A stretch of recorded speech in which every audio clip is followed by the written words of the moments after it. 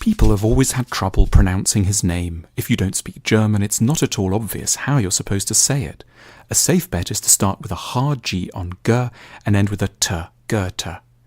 Johann Wolfgang von Goethe has often been seen as one of Europe's big cultural heroes, comparable to the likes of Shakespeare, Dante and Homer. During his life, Goethe's admirers were impressed by his literary works. But more than any of his books, what impressed people at the time was how he lived his life, the kind of person he was. We can pick up some vital lessons from him. Goethe's first proper job after law school was as an assistant at a national tribunal judging cases between the many minor German states that at that time made up the Holy Roman Empire. While he was working, Goethe fell in love with the fiancée of one of his colleagues. He then committed a huge indiscretion and wrote up the love affair as a novel. He called it The Sorrows of Young Werther. The central character, Werther, is a lightly disguised self-portrait. The book tells the story of how Werther, Goethe, falls in love with a young woman, Charlotte. It's a very detailed description of all the tiny steps one takes on the road to infatuation. They dance together. At one point their feet accidentally touch under the table. They smile. They write each other flirtatious little notes. It makes being in love seem like the most romantic experience in life. Werther asks himself, what is a life without romantic love? A magic lantern without a lamp. This deeply charming novel was a bestseller across Europe for the next 25 years. Napoleon boasted he'd read it 7 times. The story has a miserable ending. Charlotte doesn't really love Werther and finally rejects him. In despair, he kills himself. The tragic denouement shows Goethe beginning to see the limitations of the romantic view of life. Romantic love is deeply attractive, but it causes us immense problems too. The core problem, as Goethe came to see it, is this. Romantic love hopes to freeze a beautiful moment. It's a summer's evening after dinner. Werther is walking in the woods with his beloved. He wants it to be always like this, so he feels they should get married, have a house together, have children, though in reality, marriage will be nothing at all like the lovely June night. There'll be exhaustion, bills to pay, squabbles, and a sense of confinement. By comparison with the extreme hopes of romanticism, real love, as Goethe came to see, is always, necessarily, a terrible disappointment. That's why Goethe gradually moved away from romanticism towards an ideology of love he termed classicism, marked by a degree of pessimism, an acceptance of the troubles that afflict all couples over time, and of the need to abandon some of the heady hopes of the early days for the sake of tranquility and administrative competence. Goethe was a critic of romantic ideology, not because he was cold-hearted or lacking in imagination, but because he so deeply and intimately understood the attractions of romanticism, and therefore its dangers. In April 1775, not long after his big success with Werther, Goethe got a job as a civil servant. Karl August, the Duke of Weimar, appointed him as his chief advisor and senior administrator to help run his country. Goethe continued in this employment for most of the rest of his life. His main jobs were as Minister for Roads and as the overseer of the state-owned silver mining operation. It can sound like a strange move for a very successful creative figure, as if the winner of the Booker Prize became a civil servant.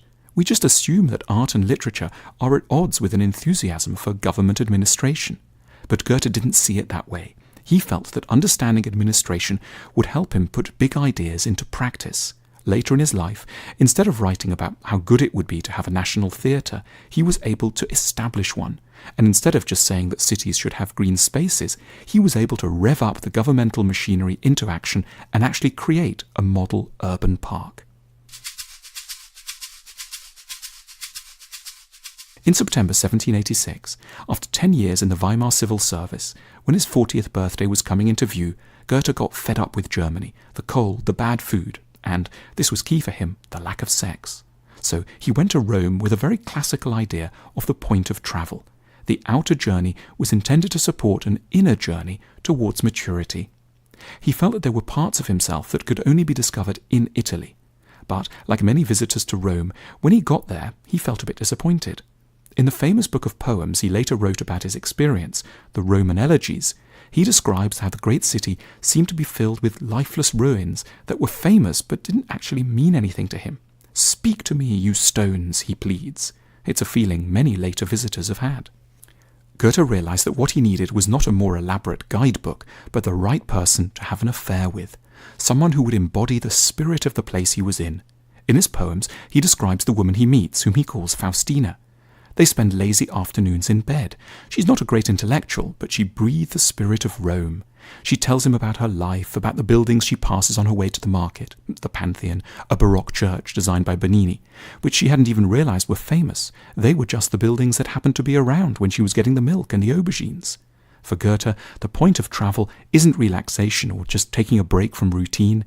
He had a bigger goal in mind. The aim of travel is to go to a place where we can find a missing ingredient of our own maturity. One of the most striking things about Goethe is how much he did, how broad his horizons were, and how wide his interests came to be. He explored this particularly through his most famous work, Faust. Goethe worked on Faust all his life. The earliest sketches go back to his teens, and he only decided he was done with it when he was in his early 80s. Faust comes in 2 parts, and together the performance takes about 13 hours. Goethe himself never saw the whole thing, and few people have ever since. Faust is a medieval academic and scholar. He's very learned, but he doesn't do very much. He's unfulfilled in love, he hasn't made any money, and he has no power. His knowledge is sterile, his life feels pointless, and he wishes he could die. But then he is visited by a devil called Mephistopheles, who offers him boundless energy, good looks, and the ability to do whatever he wants. The question is, what will Faust want to do? The first danger for Faust is to just stay an academic who resists worldly impact. With the devil's help, he could be the ultimate bookworm. He could get his hands on the oldest, rarest manuscripts. But Faust gets weary of words and longs for action. Now the second danger is that he will use his new powers to gratify every sensual appetite. He might become just a pure hedonist. Faust goes some way down this path. He goes to a bar and gets everyone very drunk. He goes to a huge orgy. But then he realizes that what he really seeks is beauty and love, and this leads him on from sex and alcohol. The third danger is that Faust will become a confident but shallow political leader. But in the second part of the play, Faust pursues a grander purpose. Eventually he organizes the development of a new country, somewhat reminiscent of the Dutch Republic, which at that time was the most enlightened and successful society in the world. Faust is a morality tale for all of us. He shows us both the pitfalls of life and how we might avoid them. Faust knows a great deal, but he resists being an academic. He loves sex, but he doesn't give way to debauchery. He likes power, but he doesn't use it for megalomania. He puts it to work in the service of noble ends. Faust's career path is not unlike Goethe's. Faust is essentially tracing for us a theory of how to live a full life. He's very interested in ideas, but not a scholar. He visits Italy, but he doesn't stay there. He goes back to work, he tries out administration and learns how to wield power. But once he's mastered this side of himself, he moves on. The Faustian idea is that in order to develop fully, we have to flirt with things that are quite dangerous, but hold on to a sense of higher purpose.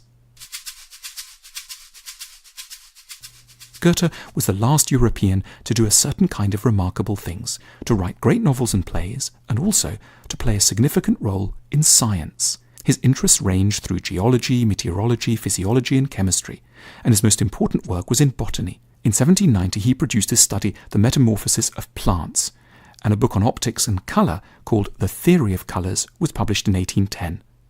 Thereafter, this combination of very significant work in the arts and in the sciences disappears from European civilization.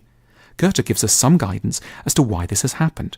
He's a hero for people of a more literary and artistic sensibility who are attracted from a distance to the broad subject matter of science, but who find the details a bit less appealing. Goethe likes science that you can do yourself by looking carefully at the world around you. For example, he did a lot of his research on plants in his own back garden in Weimar. He did a lot of his research on optics with candles and coloured pieces of paper in his study. He liked the training this gave in asking oneself, what do I actually see? Goethe was very interested in the psychological aspect of our relationship to the sorts of things that science investigates: plants, light, stones. Rather than exclude the issues of personal meaning, Goethe sees these as central to the proper and full investigation of nature. Goethe was worried by the direction that science was taking, which he particularly associated with the work of Isaac Newton. As Goethe saw it, the academic, professional scientist wasn't interested in the personal meaning of the things they were investigating, and thereby helped to kill the subject. As he aged, Goethe kept on working, and he kept on seeking love and sex. In his 70s, he fell in love with a woman called Ulrike. His passion was unrequited. He died at his house in Weimar in 1832, aged 83. We have so much to learn from him. We don't often hear people declaring a wish to be a little more like Goethe, but if we did, the world would definitely be a more vibrant and humane place.